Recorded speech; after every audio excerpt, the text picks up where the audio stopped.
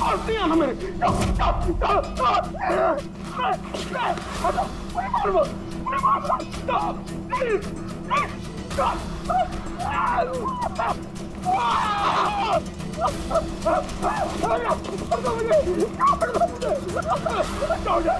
मेरे पास मत आता, मुझे मत मारो, छोड़ दो प्लीज, मुझे मत छोड़ दो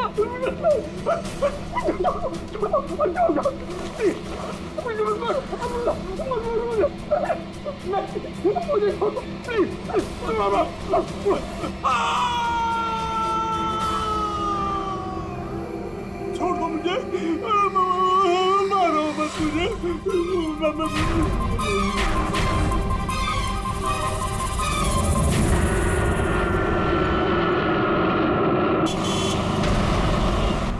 थोड़ा जल्दी चलाओ।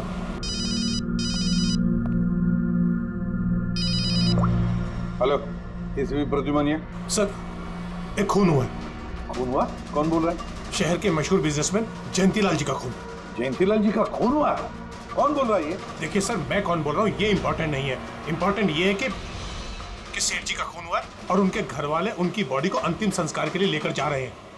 देखिए सर, अगर बॉडी जल गई तो खून ही कभी नहीं पकड़ा जाएगा। अब देरी मत कीजिए प्लीज, जल्द से जल्द जाकर बॉडी जलाने से रोकिए। हेलो, आप कहाँ से बोल रहे हैं? कौन है आप? हेलो?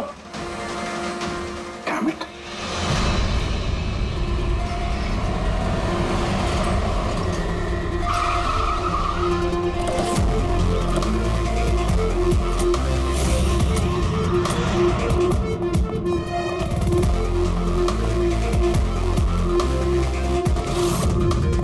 अरे कौन है आप लोग?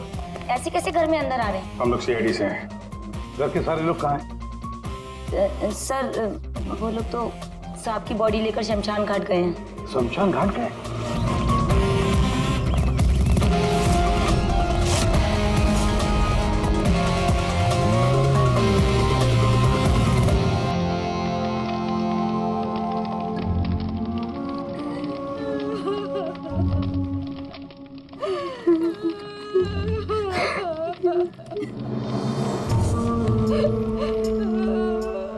क्या बताऊं मैं, यकीन नहीं हो रहा कि जयंती भाई अब हमारे बीच नहीं है। 15 साल पुरानी दोस्ती थी मेरी। वो तो मेरे बड़े भाई जैसे थे। पता नहीं ये सब कैसे अचानक से हो गया।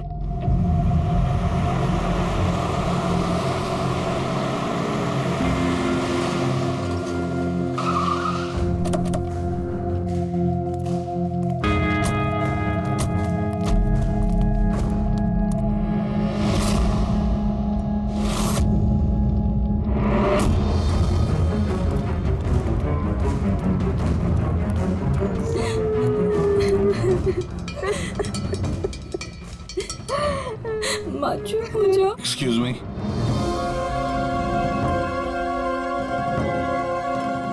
देखिए, हम लोग सीआईडी से हैं। हाँ? जयंतीलाल जी के परिवार वालों से मिलना चाहते हैं। मैं जयंतीलाल जी की पत्नी दीपा। दीपा जी, हमें पता है ये सही समय नहीं है पूछताछ करने की, मगर क्या करें? वो जयंतीलाल जी की मौत के बारे में हमें कुछ पूछताछ करनी है। पूछिए, क्या पूछना चाहते हैं आप लोग? आप सुशील जयंती, उनका बड़ा बेटा। सुशील जी, हमें खबर मिली है कि आपके पिता की मौत एक नेचुरल डेथ नहीं थी, उनकी हत्या हुई है। क्या? ये कैसे हो सकता है? हम डॉक्टर सूरज, मैं जयंतीलाल का फैमिली डॉक्टर हूँ। मैंने ही कल रात उनको चेक करके उन्हें डेथ सर्टिफिकेट दिया था। He died a natural death। ये सही कह रहे हैं।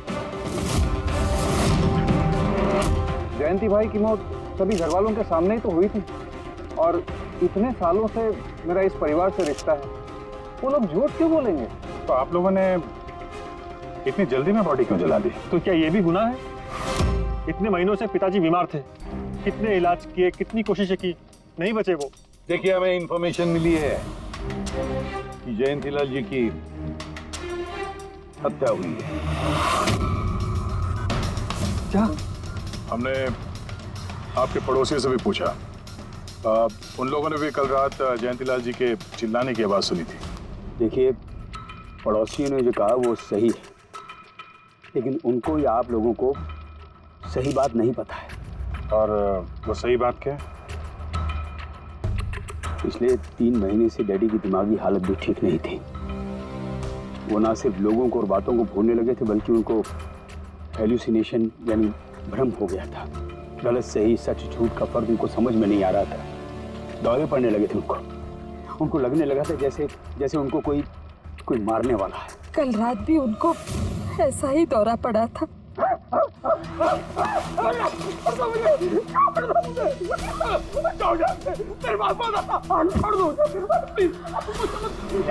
शांत, कूल। इंजेक्शन गई। Fast, come fast. डैडी, शांत, रिलैक्स। कुछ नहीं होगा। बच्चों की तरह क्यों जिद कर रहे हो? सुशील जी, उनका स्लीव ऊपर करो। जाने दो, मुझे मारो।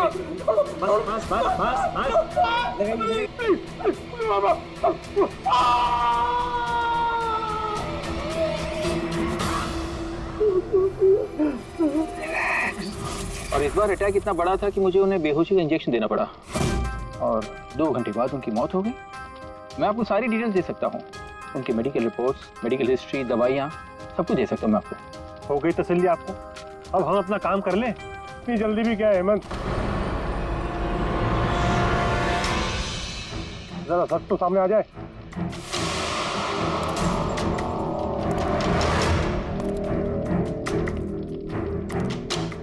आप सर, मेरा नाम मोहन, मैं जयंतीलाल जी का वकील।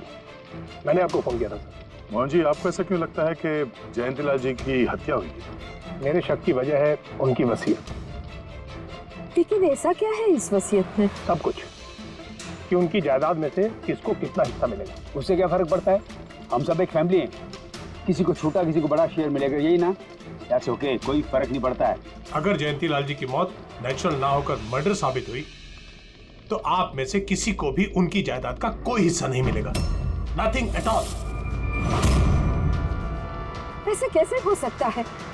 मुझे बराबर याद है कि 1 साल पहले उन्होंने मेरी सलाह लेकर ही ये वसीयत बनाई थी, और उसमें तो ऐसा कुछ भी नहीं लिखा था। दीपा जी, 3 महीना पहले उन्होंने नई वसीयत बनवाई थी। ये क्या बोल रहे हैं आप? ये कैसे हो सकता है? ये सब कुछ बकवास है। अरे पिताजी आपको कब मिले? आप तो 3 महीने से हमारे घर पे आए नहीं, और पिताजी भी 3 महीने से घर के बाहर निकले ही नहीं। तो फिर? हेमंत, वो खुद मेरे ऑफिस में आए थे 3 महीना पहले। ये 3 महीना पहले उन्होंने नई वसीयत बनवाई थी। ये क्या बोल रहे हैं आप? ये कैसे हो सकता है? ये सब कुछ बकवास है। अरे पिताजी आपको कब मिले? आप तो 3 महीने से हमारे घर पे आए नहीं, और पिताजी भी 3 महीने से घर के बाहर निकले ही नहीं। तो फिर? हेमंत, वो खुद मेरे ऑफिस में आए थे 3 महीना पहले। मैं अब जिंदा नहीं रहूंगा। आप क्या कह रहे हैं सर? कोई मेरी जान लेना चाहता है, मुझे मार डालेगा। सर, कैसी बात कर रहे हैं आप? कौन है जो आपको मारना चाहता है? कोई अपना, मेरे परिवार के सदस्यों में कोई है। मुझे पूरा यकीन है कि मैं अब चंद दिनों का मेहमान हूं। सर, कौन है वो? कहा ना, कोई अपना। क्या सोच रहे हो? पुलिस के पास जाऊं? यही कहना चाहते हो? सर, मैं पुलिस को खबर करूं? नहीं, पुलिस वाले भी अब मुझे पागल समझेंगे। तुम मेरा एक काम करो मोहन, मेरा वसीयतनामा बदल डालो। अगर मेरी मौत हो जाती है और मौत के बाद ये साबित होता है कि उसका कारण मेरा परिवार है, तो मेरा बिजनेस, मेरा पैसा, मेरा कुछ भी परिवार के किसी भी सदस्य के नाम नहीं होगा। सर अगर परिवार के सदस्य को नहीं मिलेगा तो किसको मिलेगा?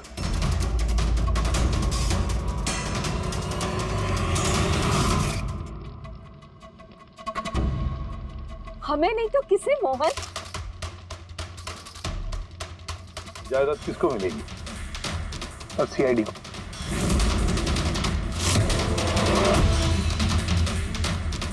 क्या बकवास कर रहे हैं आप? जी सर, अगर जयंतीलाल जी की मौत हत्या साबित होती है तो उनकी सारी जायदाद जो कि लगभग 5,000 करोड़ है वो सीआईडी को और पुलिस वेलफेयर डिपार्टमेंट को मिलेगी। ये क्या मजाक कर रहे हैं आप? ऐसा कैसे हो सकता है? हो सकता है अगर उनकी मौत हत्या साबित हुई तो। लेकिन उनकी तो हत्या हुई नहीं, हम वहीं तो थे। जो कुछ भी हुआ हमारे सामने हुआ है। उनकी हत्या हुई है या नहीं वो हम पता लगा लेंगे। अरे आप कैसे पता लगाएंगे? बॉडी तो है ही नहीं। बॉडी जल चुकी तो क्या हुआ, राख तो है। जब तक ये केस सुलझती नहीं तब तक जयंतीलाल जी की राख हमारी कस्टडी में रहेगी। अरे लेकिन सॉरी मैम।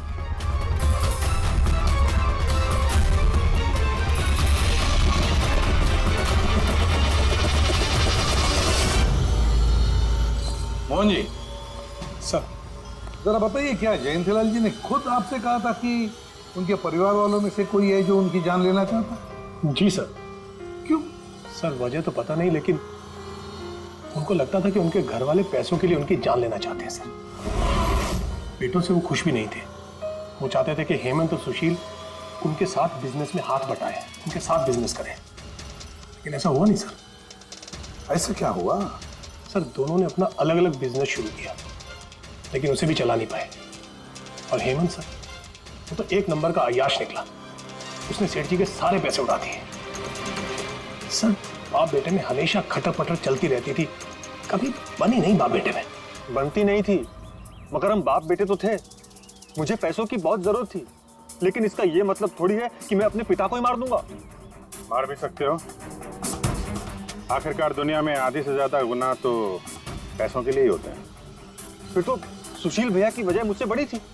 उनका पिछला बिजनेस उन्होंने घाटे में बंद किया और अभी जो है वो नुकसान में चल रहा। सर मार्केट का बहुत पैसा है उनके ऊपर, और डैडी भी इस बार सुशील भैया की मदद करने के लिए रेडी नहीं थे। सर मैं मानता हूं कि डैडी नाराज थे, नहीं दे रहे थे मुझे पैसे, पर मुझे ये भी पता है कि वो मुझे और मेरे परिवार को मरने के लिए नहीं छोड़ सकते थे। खून में उनका खून तो हो, इसीलिए पैसों के लिए अपनों का ही खून बहा दिया। सर एक आइडिया है। क्या है कि अब जो हुआ सो हुआ, उसको बदला तो नहीं जा सकता ना, लेकिन इस सिचुएशन से अपना फायदा जरूर निकाल सकते हैं। क्या मतलब?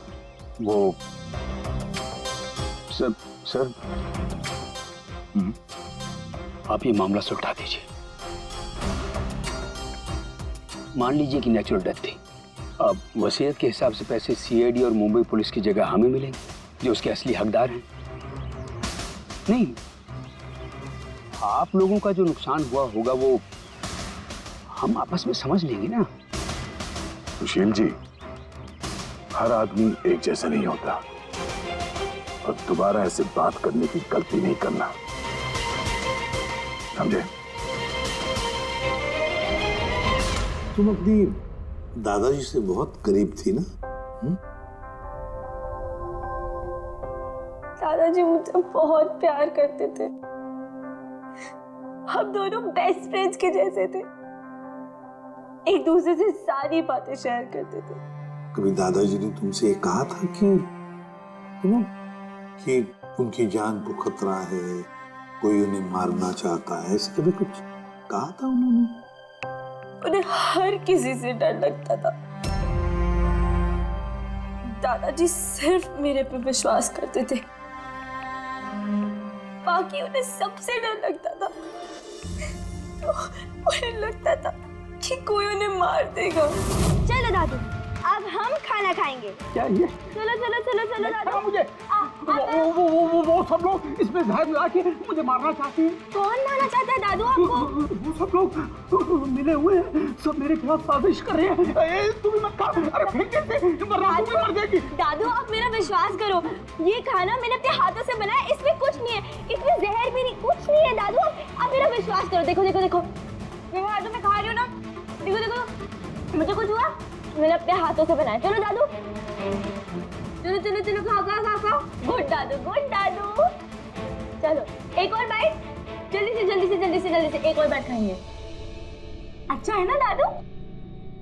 गुड गुड, चलो मुझे चलो कितना दादू। प्यार करती है, तू मेरा कितना ख्याल रखती है, बाकी सब लोग मेरी दौलत के पीछे हैं, मुझे मार देंगे। दादू आपको कुछ नहीं होगा, आपका बहादुर बच्चा है ना इधर, मैं आपको कुछ नहीं होने दूंगी। देखो, अब तुम घर जाओ, जाओ, और देखो किसी भी चीज की जरूरत पड़े तो मुझे फोन करना, ठीक है? जाओ।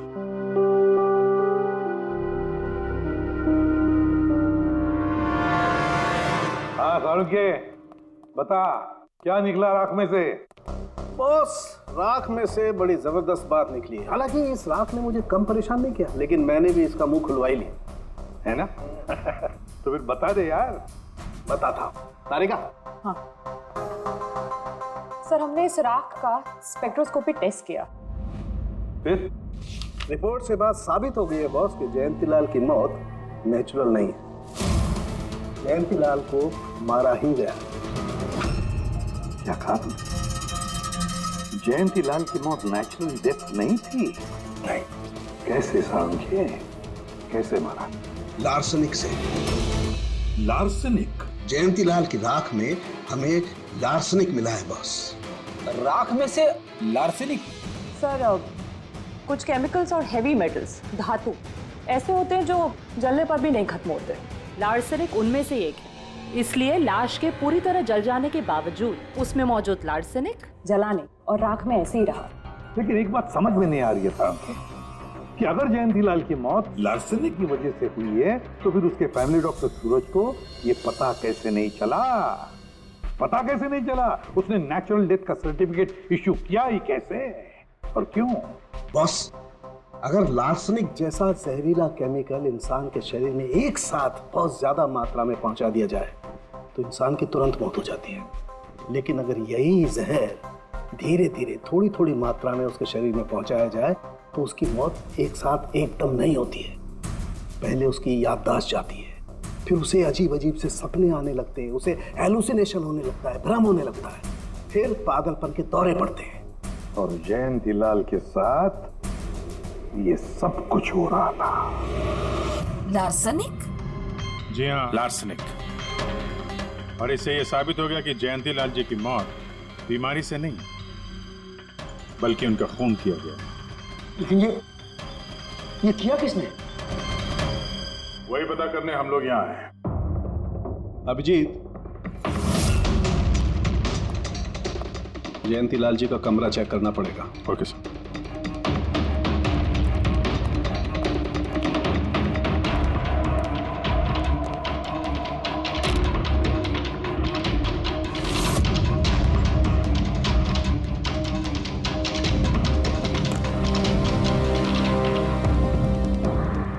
हम पे शक कर रहे हैं?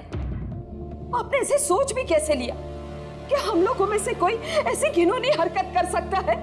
ऐसा कुछ नहीं है माँ, ये सब इनकी चाल है। डैडी की प्रॉपर्टी इन्हें मिल जाए इसके लिए मनगढ़ंत कहानी बना रहे हैं ये लोग। बकवास मत करिए सुशील जी, दोबारा ऐसा बोला ना अंदर डाल दूंगा।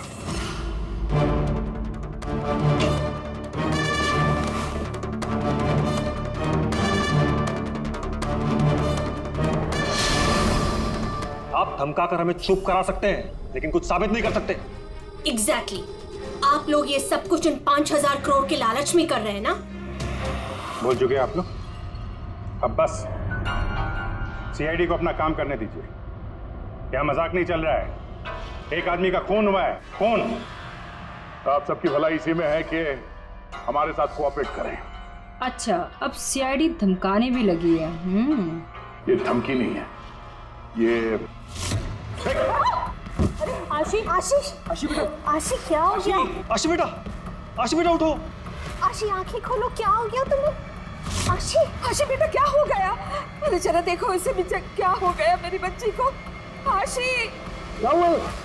आंखें खोलो। आशी बेटा, आशी आशी। आशी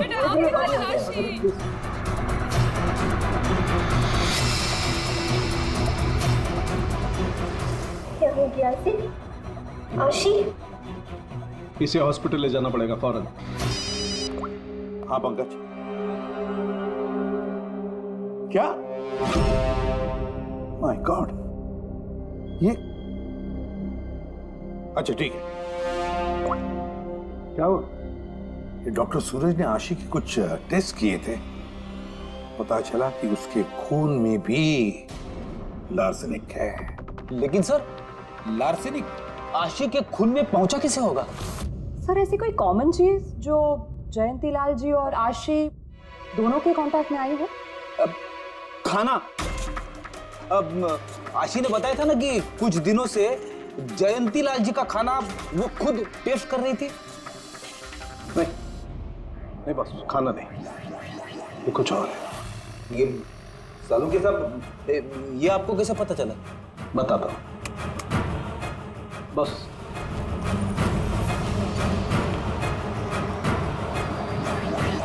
ये है वो बाल जो हमें जयंतीलाल के हेयर ब्रश में से मिला है। अब लार्सेनिक तो अधिकतर नाखूनों में और बालों में ही जमा होता है, तो जब हमने इस बाल के छोटे छोटे टुकड़े करके एनालिसिस किया तो रिजल्ट आया ये।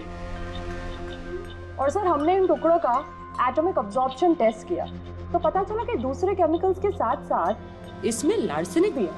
अब क्योंकि बाल धीरे धीरे बढ़ते हैं इसलिए हमने इस रिजल्ट को कैलेंडर के साथ टैली किया। बॉस, तब हमें पता चला कि जयंतीलाल को ये लार्सेनिक 8 से 10 दिन के गैप में दिया जा रहा। और 8-10 दिन के गैप में? इसका मतलब जो भी है, जयंतीलाल को हर 8-10 दिन के इंटरवल पर लार्सेनिक दे रहा था, धीरे धीरे मार रहा था। और इसकी शुरुआत हुई बॉस 3 महीने पहले। 3 महीने पहले? सर हाँ, फिर तो खूनी जयंतीलाल जी के घर वालों में से कोई नहीं होगा। परिवार वाले 8-10 दिन तक इंतजार क्यों करेंगे? एक ही बार में मार देंगे। फ्रेडी, परिवार वाला भी तो जयंतीलाल को धीरे धीरे मार सकता है ताकि किसी को उस पर शक न हो।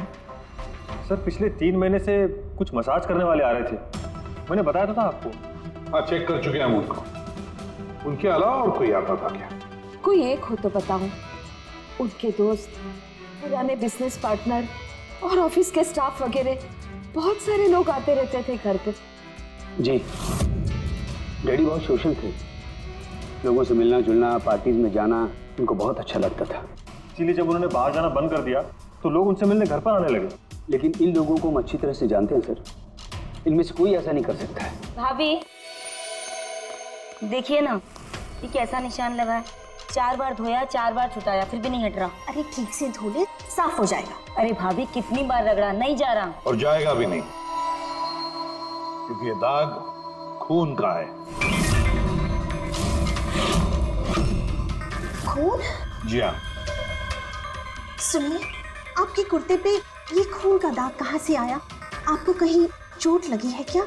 क्या हुआ आपको? मुझे नहीं पता। अरे मुझे मेरे कुर्ते पर कहाँ से आया? मैं खुद हैरान हुआ था कल जब मैंने इसे देखा। तो कल लगी आपको ये चोट? नहीं, मुझे कोई चोट नहीं लगी। हाँ, जब मैं कल लोगों से मिल रहा था तब ये खून का दाग लगा मुझे।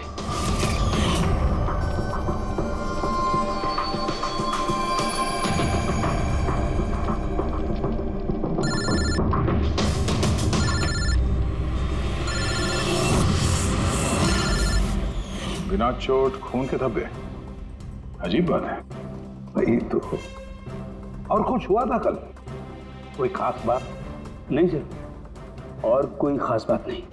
साहब एक बात अजीब हुई थी। क्या? कल सुबह मुझे गार्डन में कांच के कुछ टूटे हुए टुकड़े मिले थे। कांच के टूटे हुए टुकड़े? तो फिर? साहब उन टुकड़ों में खून लगा हुआ था। क्या? कांच के टुकड़ों में खून लगा हुआ था? जी। कहाँ पर है वो? वो तो मैंने कचरे के डिब्बे में डाल दी। इस कुर्ते पे खून, कांच के टुकड़े पे खून। कहाँ देखे थे वो कांच के टुकड़े तूने?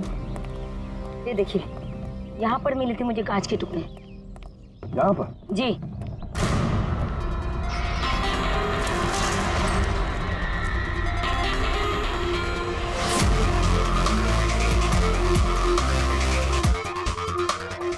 टूटा हुआ बल्ब है सर। बल्ब का टुकड़ा मिला क्या उसको? काम करो अभिजीत, इस घर में जितनी भी लाइटें हैं, लैंप्स हैं, सब चेक करो, देखो कोई बल्ब गायब है क्या।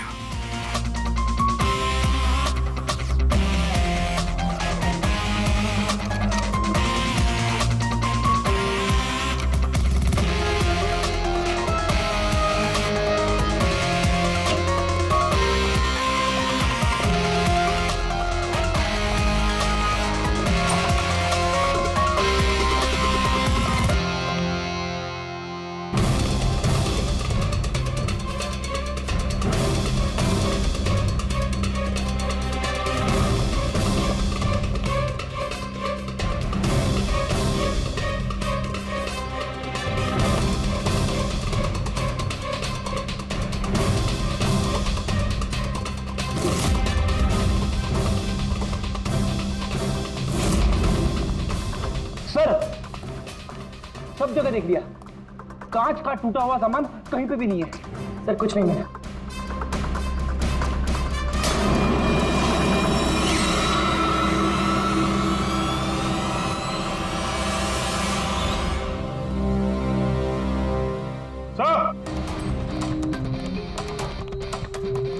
अभिजीत ये सही, ये देखिए, यहाँ का बल्ब गायब है।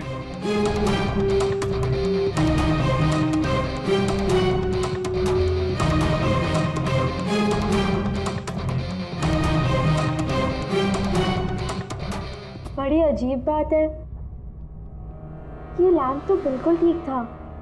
मैं और दादू इस लैम्प के नीचे काम भी किया करते थे, और जिस तरह दादू की मौत हुई तब भी ये लैम्प ठीक था, इसमें बल्ब था और ऑन था।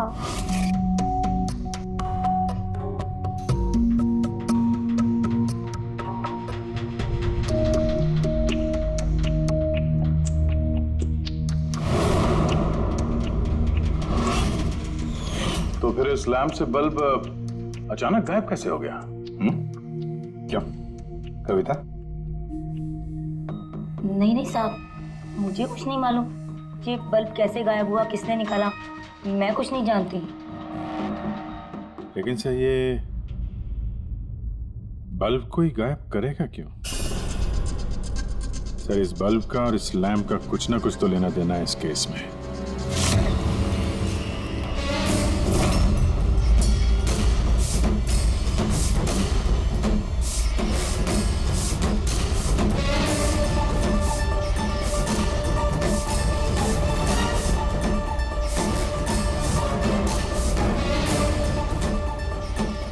बॉस, ये धब्बे देख रहे, ये धब्बे लार्सनिक के हैं। लेकिन ये लार्सनिक के धब्बे पूरे लैंप पर कैसे हैं? बॉस, हुआ ये होगा, खूनी जयंतीलाल जी के घर पे आता होगा हर 8 या 10 दिन में। नमस्ते साहब। साहब ऊपर है अपने कमरे में।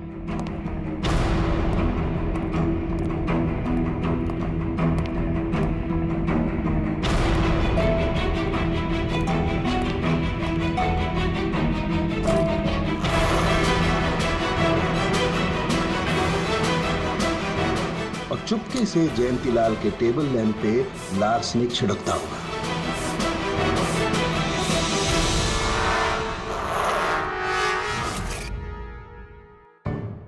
शायद जयंतीलाल जी हमेशा इस टेबल पर बैठ करके काम किया करते थे।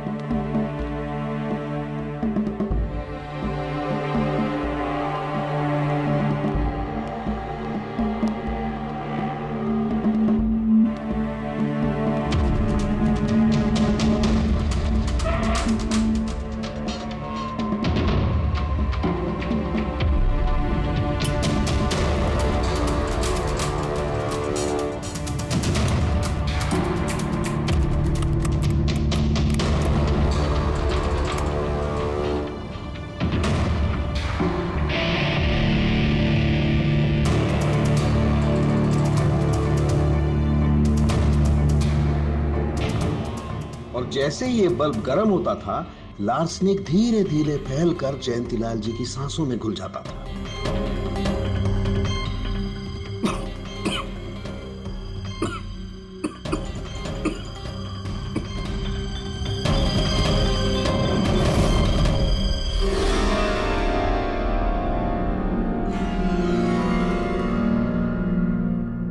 सालों के साथ आशी को लार्सेनिक का इतना असर क्यों नहीं हुआ? उसे लार्सनिक का इतना असर इसलिए नहीं हुआ फ्रेडी, क्योंकि वो यहां हमेशा नहीं रहती थी, कभी कभी आती थी अपने दादाजी के पास।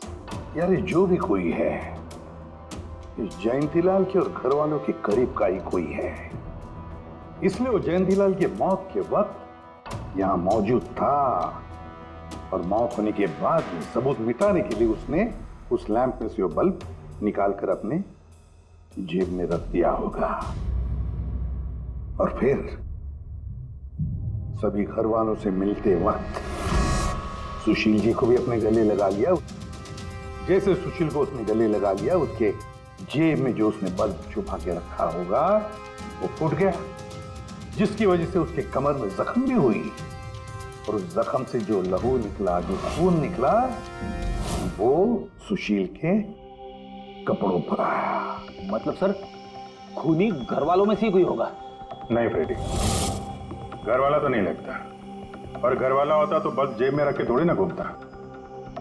ये तो कोई ऐसा आदमी है जिसके पास वही एक मौका था सबूत मिटाने का, वो चंद मिनट। घर वाला तो कभी भी निकाल लेता। सर, उस दिन तो कितने लोग आए थे यहाँ, खूनी का पता कैसे चलेगा? सर, उस दिन मीडिया के लोग भी आए थे, कौन आया कौन गया ये सब रिकॉर्ड तो किया ही होगा उन लोगों ने। तो चलो देख लेते हैं किस किस ने सुशील जी को गले लगाया था।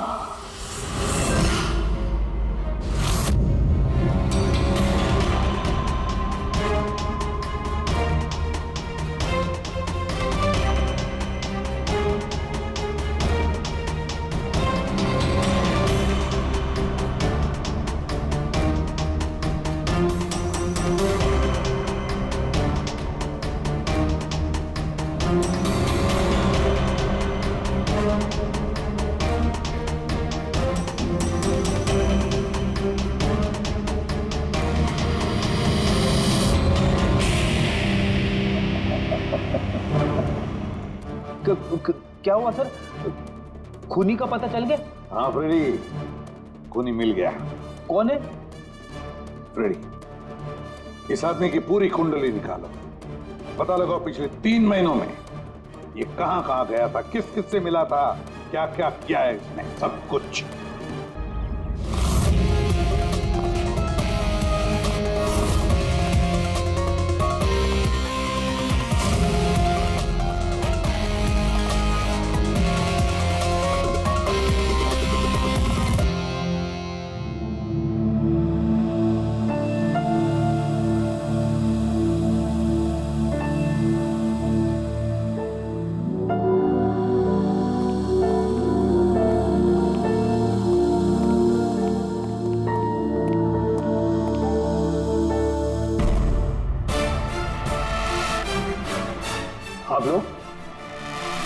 आप लोग फिर यहाँ हैं? खूनी का तो पता चला नहीं होगा, कुछ छानबीन रहेगी होगी नहीं? नहीं सुशील जी, कोई छानबीन नहीं बची है, खूनी का पता चल गया, और खूनी अभी इसी वक्त यहां हम सब के बीच मौजूद है। क्या? कौन है वो?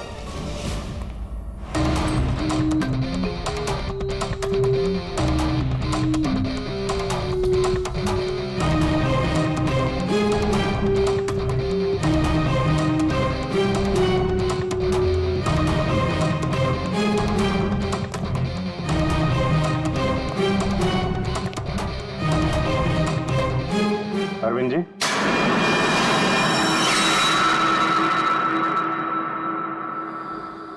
जरा उठेंगे आप?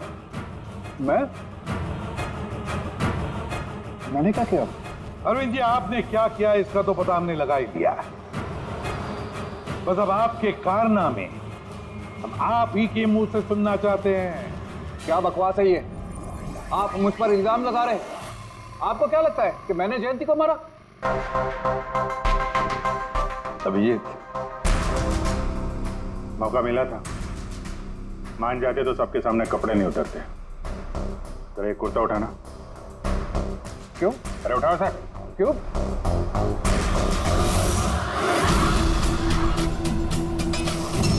क्या है ये? निशान कैसा है? हाँ? कौन सी भाषा बोल रहे हो तुम? हिंदी में बोलो, हिंदी में। मातृभाषा है हमारी। भूल गए क्या? याद दिलाओ। हाँ? नहीं सर,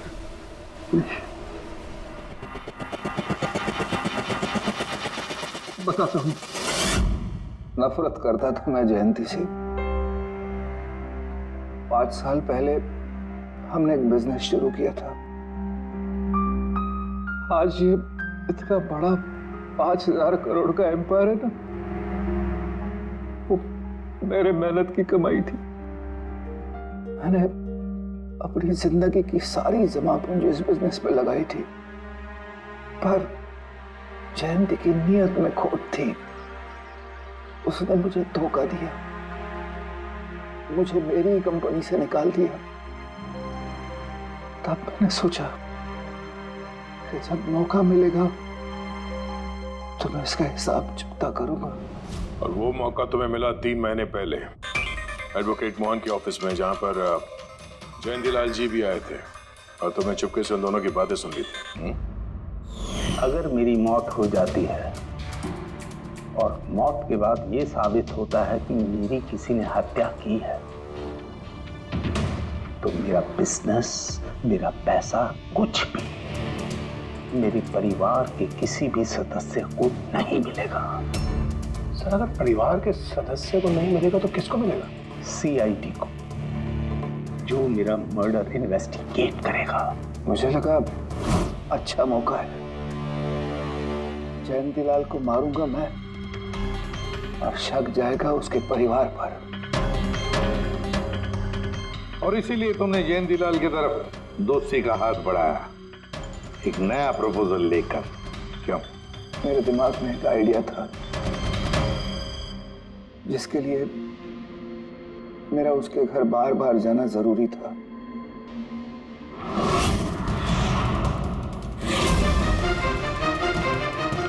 साहब ऊपर है अपने कमरे में।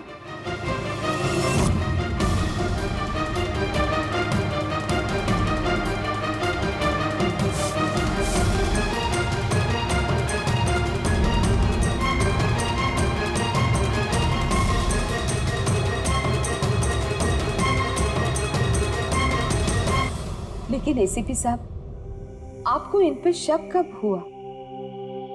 दीपा जी, जयंतीलाल जी की अंत्येष्टि के दिन जो मीडिया कवरेज हुआ था, जो मीडिया वालों ने वीडियो फुटेज लिया था, उसकी मदद से जयंतीलाल जी के अंत्येष्टि के दिन घर के बाहर जो इन्होंने कुर्ता पहना था, शमशान भूमि पर वो कुर्ता बदल दिया गया था, क्योंकि उस पर खून जो लगा हुआ था। क्यों Arvind ji?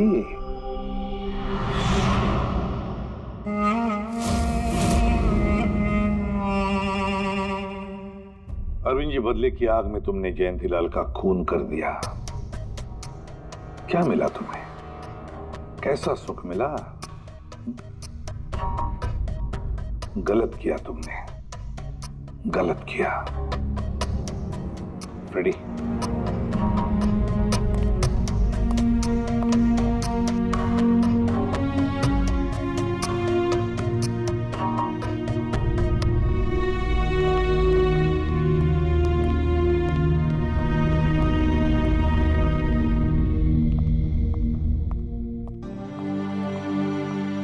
Thank you sir, thank you very much. And we are sorry, हम लोगों ने आपको काफी बुरा भला कहा। मैं दरअसल हमें लगा कि पैसों के चक्कर में आप हम परिवार वालों को इस केस में कल्प्रिट बनाने की कोशिश कर रहे हैं। नहीं, कोई बात नहीं। ACP साहब, मैं मेरे पति की अंतिम इच्छा पूरी करना चाहती हूँ। सीआईडी और पुलिस वेलफेयर फंड में मैं डेफिनेटली डोनेट करूंगी। Thank you very much, thank you.